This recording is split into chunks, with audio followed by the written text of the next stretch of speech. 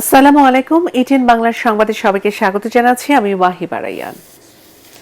Advocate Saiful Islam আলিফের হত্যাকারী যারাই হোক না কেন তাদের ছাড় দেওয়া হবে না বলে জানিয়েছেন ধর্ম উপদেষ্টা আফম খালিদ হোসাইন।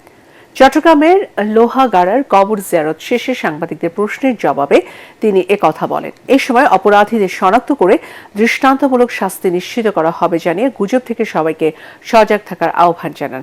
ধর্ম উপদেষ্টা বলেন, বর্তমান সরকারকে বেকায়দায় ফেলার জন্য দেশি বিদেশি গোষ্ঠী তৎপর। পরে নিহত সাইফুল ইসলামের পরিবারের সদস্যদের হাতে আর্থিক সহায়তার চেক তুলে দেন ধর্ম উপদেষ্টা।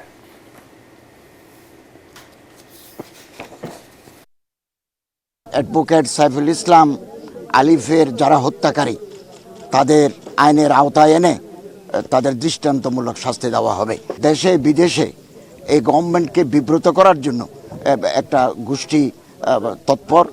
তো আমরা কোনো ক্রমে আমাদের অভ্যন্তরীণ সৌহার্দ্য, সম্প্রীতি, শান্তি, শৃঙ্খলা যাতে বিনষ্ট না হয়, বহাল থাকে, এর জন্য আমাদেরকে অত্যন্ত সজাগ এবং সচেতন থাকতে হবে। মার্কিন যুক্তরাষ্ট্র সহ পশ্চিমা সাম্রাজ্যবাদী শক্তিগুলো এশিয়ায় নিজেদের প্রভাব বলয় মজবুত করতে ইসরায়েলকে ব্যবহার করছে বলে মন্তব্য করেছেন বাংলাদেশের কমিউনিস্ট পার্টির সাধারণ সম্পাদক রুহিন হোসেন প্রিন্স। প্যালেস্তিনে জনগণের সাথে আন্তর্জাতিক সংহতি দিবস উপলক্ষে জাতীয় প্রেস ক্লাবে সিপিবি আয়োজিত সংহতি সভায় তিনি একথা বলেন। অনুষ্ঠানে ইসরায়েলি আগ্রাসনের বিরুদ্ধে ফিলিস্তিনের পক্ষ থেকে নেওয়া বাংলাদেশ সরকারের ধন্যবাদ জানান ঢাকাস্থ ফিলিস্তিনের রাষ্ট্রদূত ইউসুফ এস ওয়াই রামাদান। তিনি বলেন, ফিলিস্তিনের স্বাধীনতাকামী মানুষের জন্য বাংলাদেশিদের অবদান কখনো ভুলে যাওয়ার নয়। রাজধানীর নিউ মার্কেটে নিষিদ্ধ পলিথিন ব্যাগ উদ্ধারে অভিযান পরিচালনা করেছে ভ্রাম্যমাণ আদালত। পরিবেশ, বন ও জলবায়ু পরিবর্তন মন্ত্রণালয়ের অতিরিক্ত সচিব তপন কুমার বিশ্বাসের পরিচালিত এই ভ্রাম্যমাণ আদালত বিভিন্ন প্রতিষ্ঠানে অভিযান চালিয়ে পলিথিন জব্দ করে। এ সময় তিনি জানান, এ পর্যন্ত পলিথিন ব্যাগ উৎপাদনকারী ৩৪৯টি প্রতিষ্ঠানকে ১৯,২৯,৯০০ টাকা জরিমানা করেছে ভ্রাম্যমাণ আদালত। এ সময় বাজারে আসার আগে ক্রেতাদের পাট অথবা কাপড়ের ব্যাগ নিয়ে আসার তাগিদ দেন তিনি। পরিবেশ দূষণ রোধে সকলকে সহযোগিতা করতে এগিয়ে আসারও আহ্বান জানান তিনি।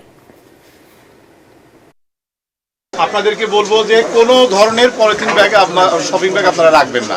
এখন আপনারা বলবেন যে তাহলে আমাদের বিকল্পটা কি? বিকল্প নিয়েও কিন্তু আমাদের কার্যক্রম আছে। পাটের ব্যাগ, চটের ব্যাগ, কাপড়, এই সমস্ত বিষয় কিন্তু আমরা ব্যবস্থা নিচ্ছি। তো সুতরাং বিকল্পও চলছে, পাশাপাশি ব্যবহার থেকে আপনাদের যে কোনোভাবেই মুক্ত হতে হবে। যশোরে আদিন ওয়েলফেয়ার সেন্টারের উদ্যোগে অনুষ্ঠিত হল অ্যাডভোকেসি সভা। জেলা সিভিল সার্জন অফিসের সম্মেলন কক্ষে যুক্তরাজ্য ভিত্তিক আন্তর্জাতিক উন্নয়ন সংস্থা সাইট সেভার্সের সহযোগিতায় আয়োজিত এই সভায় প্রধান অতিথি ছিলেন অতিরিক্ত জেলা প্রশাসক খালেদা খাতুন রেখা।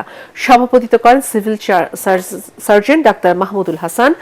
আরও উপস্থিত ছিলেন যশোর আদিন সকিনা উইমেন্স মেডিকেল কলেজের সাবেক অধ্যক্ষ ও চক্ষু বিভাগের বিভাগীয় প্রধান অধ্যাপক doctor Giasuddin, Adin Sakina medical college হাসপাতালের পরিচালক ডাক্তার ইমদাদুল হক, আদিন চক্ষু প্রকল্পের সহকারী মহাব্যবস্থাপক রবিউল হক, যশোর 250 শয্যা বিশিষ্ট জেনারেল হাসপাতালের চক্ষু বিভাগের senior consultant doctor Himadri Shekhar, চক্ষু বিশেষজ্ঞ অধ্যাপক ডাক্তার নাহিদ কামাল সহ অন্যান্যরা। পরবর্তী সংবাদ দেখার আমন্ত্রণ জানিয়ে এখনকার মতো শেষ করছি। এটিএন বাংলার সংবাদ ইউটিউবে দেখতে ব্রাউজ করুন youtube/ATN Bangla News। ধন্যবাদ।